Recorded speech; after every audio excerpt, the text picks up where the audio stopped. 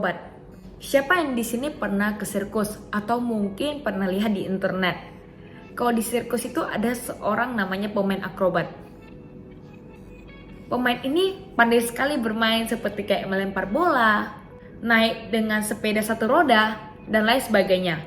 Suatu kali di sebuah sirkus ada pemain akrobat yang menampilkan suatu pertunjukan, yaitu ada dua menara dan di tengahnya itu ada seutas tali.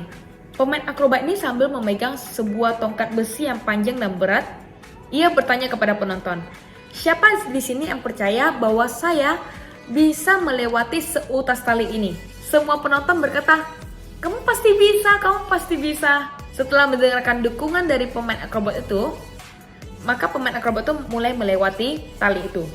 Setapak demi setapak, akhirnya pemain akrobat itu berhasil melewati seutas tali tersebut. Semuanya bersorak, bertepuk tangan, dan akhirnya pemain akrobat itu menyimpan tongkat besinya dan mengambil sebuah kursi kereta dorong.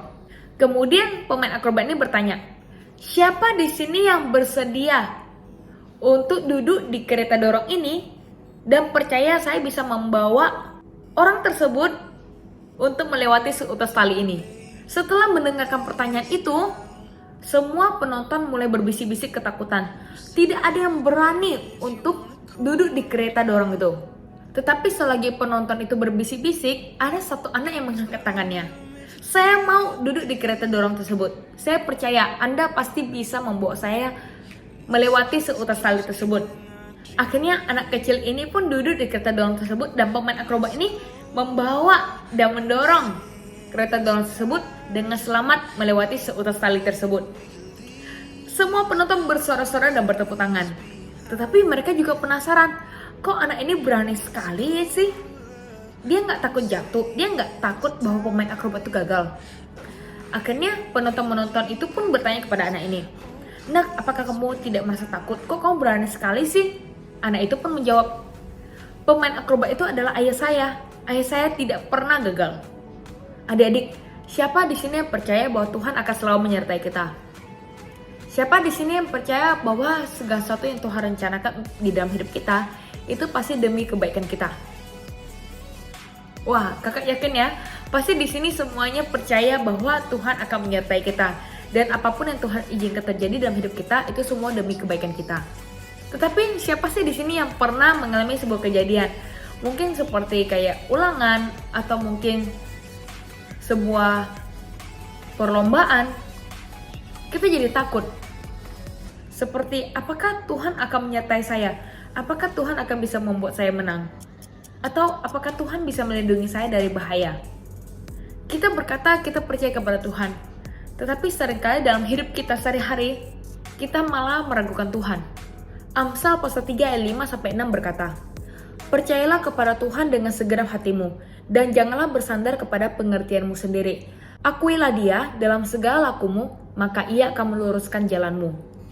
Banyak sekali yang bilang percaya kepada Tuhan, tapi dalam kehidupan sehari-hari tidak percaya kepada Tuhan. Mengapa? Karena mereka bersandar kepada pengertian sendiri. Kakak sendiri pernah mengalami hal ini. Ketika kakak SMA, kakak mendapatkan juara 6 di kelas. Dan kakak ingin sekali bisa mendapatkan nilai tertinggi di ujian nasional. Karena kakak sudah kelas 3 SMA. Tetapi kakak pernah meragukan Tuhan.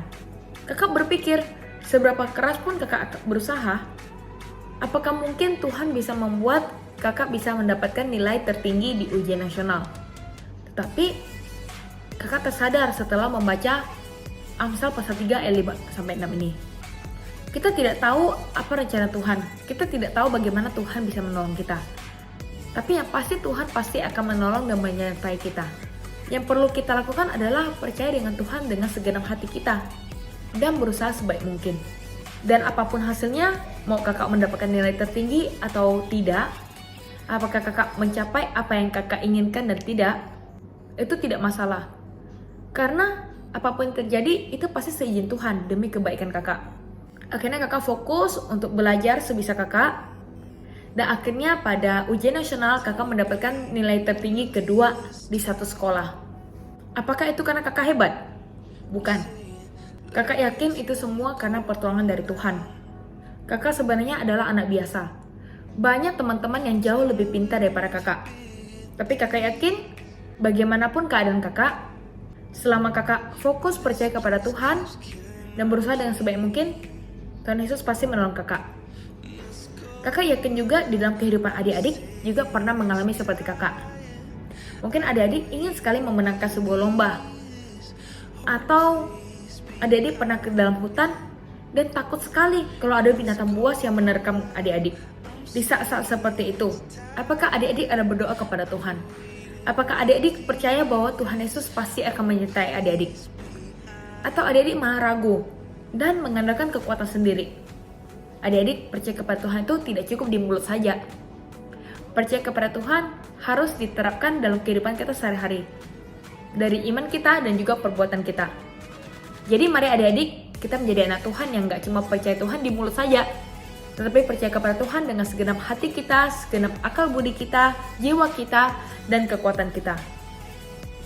Demikianlah ilustrasi pemain akrobat. Semoga adik-adik belajar sesuatu yang penting dari ilustrasi ini.